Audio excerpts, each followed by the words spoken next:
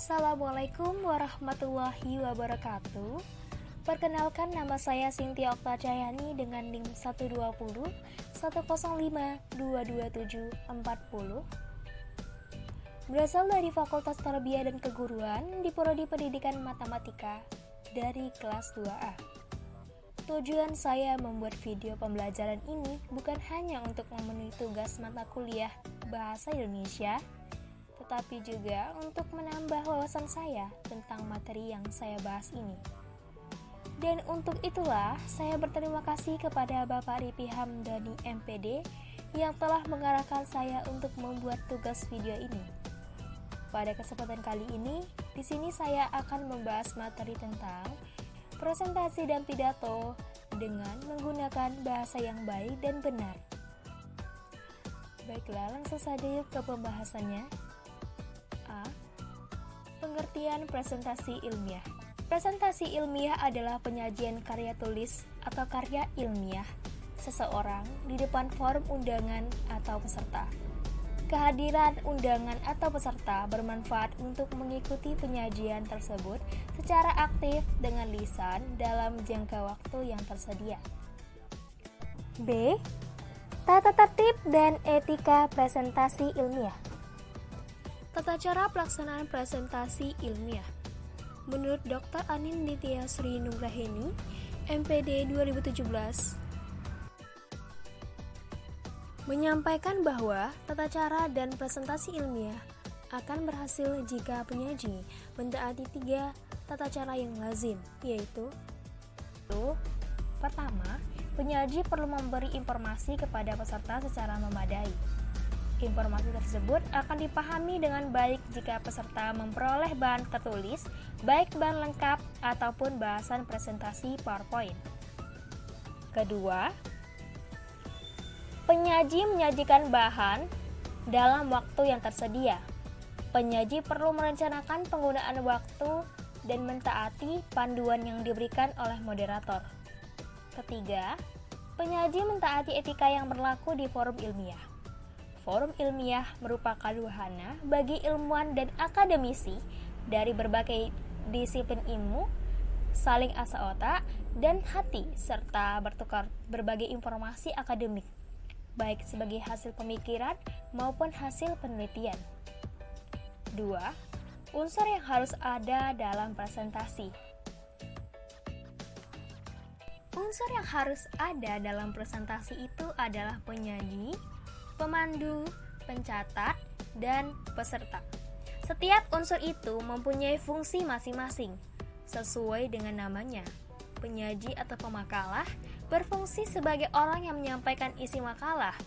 Pemandu atau moderator berfungsi sebagai pengatur jalannya presentasi atau diskusi, termasuk dalam menentukan waktu yang disediakan untuk presentasi. Pencatat atau notulen berfungsi sebagai orang yang menghimpun segala komentar, saran, dan pertanyaan dalam buku untuk dijadikan dokumen bagi presentasi itu. Selain itu, peserta presentasi berkewajiban menyimak presentasi dan memberikan tanggapan dengan baik. C. Penyiapan bahan presentasi. Sebelum mempersiapkan suatu presentasi, ada beberapa hal yang perlu diketahui terlebih dahulu, yaitu sebagai berikut. 1. Situasi. Perhatikan waktu dan tempat Anda akan memberikan presentasi. Kedua, tujuan. Apa tujuan yang ingin dicapai dari yang dilakukan? Ketiga, audiens. Perhatikan siapa saja yang menjadi peserta presentasi Anda. Keempat, metode. Metode apa saja yang tepat dipakai agar tujuan presentasi dapat tercapai? Dalam era teknologi informasi ini, presentasi ilmiah sudah harus dibantu atau menggunakan multimedia. Langkah-langkah dalam mempersiapkan presentasi multimedia antara lain: 1. Tentukan butir-butir terpenting dari bahan yang dibahas. 2. Atur butir-butir tersebut agar alur penyajian runtut dan runut atau koheren dan kohesif.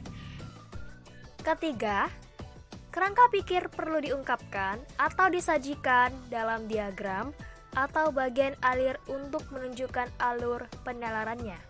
4. Tuliskan semua dalam bingkai PowerPoint dengan ukuran huruf atau ukuran gambar yang memadai. 5. Pilih rancangan slide yang cocok termasuk kekontrasan warna dan animasi. 6. Lakukan uji coba tayangan untuk memastikan bahwa semua bahan yang disajikan dalam salindia dapat terbaca oleh peserta dalam ruangan yang tersedia. 7.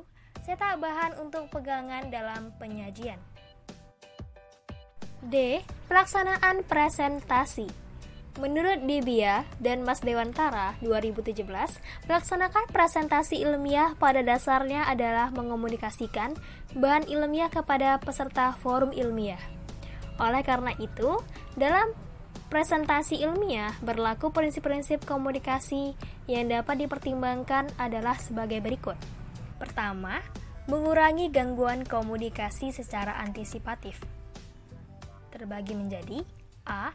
Memastikan kecukupan pencahayaan dan ruang gerak. B. Memperhatikan tingkat kapasitas peserta ketika memilih bahasa dan media. C. Menghindari kemungkinan multitafsir ungkapan yang dipilih. D. Berpikir positif tentang peserta. E. Membuat peserta nyaman, merasa berterima kasih, dihormati, dan dihargai. F. Mempertimbangkan budaya peserta. G. Bersikap terbuka terhadap sikap dan pendapat orang lain yang berbeda. H. Memastikan bahwa pakaian yang akan dipakai tepat pilihan dari segi situasi, formal, alam budaya yang ada. Kedua, memaksimalkan efektivitas dalam proses presentasi.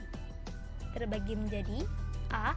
Penyaji memastikan bahwa suaranya dapat didengar oleh semua peserta. B. Penyaji memastikan bahwa penyaji dapat melihat semua peserta. C. Penyaji berusaha untuk menjadi penyimak atau pendengar yang baik. D. Penyaji memberi kesempatan kepada peserta untuk bertanya, dari klarifikasi dan lain-lain. E. Penyaji mendorong peserta untuk aktif terlibat dalam presentasi. F. Penyaji merespon peserta pada kebutuhan peserta tersebut. G. Penyaji menggunakan media yang menarik dan efektif. A. Pidato. Secara pengertian, pidato adalah sebuah kegiatan berbicara di depan umum untuk menyatakan pendapat atau memberikan gambaran mengenai suatu hal. B. Metode pidato. Pidato yang dilakukan dapat menggunakan beberapa metode antara lain. Yang pertama, impromptu, yaitu suatu metode pidato yang dilakukan secara langsung tanpa adanya persiapan terlebih dahulu. Yang kedua, memoriter, yaitu metode berpidato dengan cara menghafalkan naskah teks pidato terlebih dahulu. Yang ketiga, naskah, yaitu metode berpidato dengan cara membacakan teks pada saat berpidato. Keempat, ekstemporan, yaitu metode berpidato dengan terlebih dahulu menyiapkan konsep pidato secara garis besar. C. Menganalisis situasi dan pendengar. A. Menganalisis situasi. Dalam menganalisis situasi perlu diperhatikan hal-hal sebagai berikut. Yang pertama, maksud pengunjung mendengarkan uraian. Kedua, adat kebiasaan atau tata cara kehidupan pendengar. Ketiga, susunan acara pembicara pada waktu awal, pertengahan, dan pada akhir acara. 4. Tempat pembicaraan berlangsung di alam terbuka atau di dalam ruangan. B. Menganalisis pendengar. Ada beberapa hal yang dapat digunakan untuk menganalisis pendengar yang akan dihadapi. Pertama, data-data umum. Yang diperlukan dalam data-data umum adalah jumlah pendengar, usia, pekerjaan, pendidikan, dan keanggotaan sosial politik. Kedua, data-data khusus. Data-data khusus yang perlu mendapat perhatian meliputi A. Pengetahuan pendengar mengenai topik yang dibawakan. B. Minat dan keinginan pendengar. C. Sikap pendengar. D. Etika berpidato. 1. Etika berpidato di depan umum. Mengenakan pakaian yang sesuai dengan suasana pertemuan rapi, bersih, dan sopan. Tampil dengan bersahaja, sopan, dan rendah hati. Menyisipkan beberapa humor segar dalam pidato. Gunakan kata-kata yang sopan, halus, dan sederhana. Sebagai kata penutup, jangan lupa mengucapkan maaf bila terdapat tutur kata yang kurang berkenan dan lain-lain. Kedua, berpidato di depan pejabat. Menghilangkan rasa rendah diri, jangan tampil seolah-olah menggurui, sikap lebih tahu, dan lain-lain. Jangan terlalu memberikan penghormatan yang berlebihan pada audiens. Ketiga, berpidato di depan pemuka agama. Jangan mengeluarkan kata-kata yang bisa menyinggung umat beragama. Jangan ada nada merendahkan atau memuji agama tertentu. Perbanyak istilah-istilah keagamaan. Yang keempat, etika berpidato di depan para wanita. Bila pembicara seorang laki-laki, hati-hati, jangan sampai menyinggung harkat dan martabat wanita. Menggunakan istilah-istilah yang tepat seperti ibu-ibu atau saudari sekalian. Hindari kata-kata kasar, kurang sopan, atau kurang senonoh. 5. Etika berpidato di depan pemuda atau mahasiswa. Pidato harus mengutamakan penalaran yang berkaitan dengan dunia anak-anak muda. Jangan mengeluarkan kata-kata yang bersifat menentang, jangan mengkritik dan menyalahkan anak-anak muda. 6. Etika berpidato di depan masyarakat desa. Jangan berbohong, gunakan kata-kata yang sopan dan sederhana. Kapan perlu, sisipkan beberapa istilah dalam bahasa tempat. Tahap penyampaian pidato.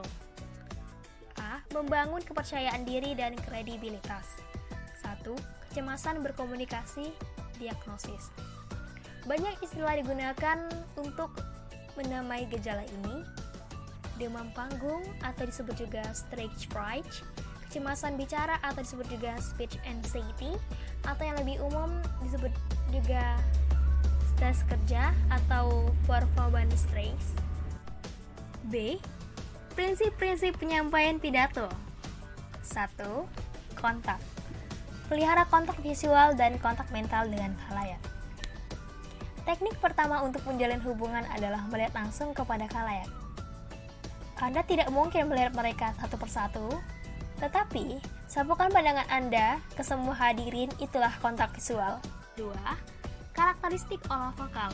Ada 3 hal yang harus diperhatikan dalam olah vokal: kejelasan intelligibility, keragaman variety, dan rhythm, yaitu keteraturan dalam meletakkan tekanan pada bunyi, suku kata, tata kalimat, atau paragraf. Ketiga, olah visual. Sebenarnya ketika kita berbicara yang wajar, ketika kita bercakap-cakap, kita menggunakan olah visual itu dengan sendirinya. Gerak-gerik tubuh Anda dalam berpidato akan melibatkan pendengar untuk bergerak juga. F. Tahap-tahap persiapan berpidato. 1. Menentukan tema. Tema adalah materi pidato yang harus dipilih sebelum membuat naskah pidato. Contoh tema seperti religius, lingkungan, masyarakat, sosial, pendidikan, dan lain-lain. Kedua, menentukan topik pembicaraan. Topik pembicaraan dalam berpidato selayaknya spesifik, sehingga tema yang dibicarakan tidak melebar. Hal tersebut dapat memberikan efek pembicara dalam berpidato bisa lebih detail dan pembahasan yang disampaikan bisa mendalam. 3. Menetapkan tujuan. Ada 2 macam tujuan. Pertama, tujuan umum. Tujuan umum pidato biasanya dirumuskan dalam 3 hal. A. Memberitahukan atau informatif.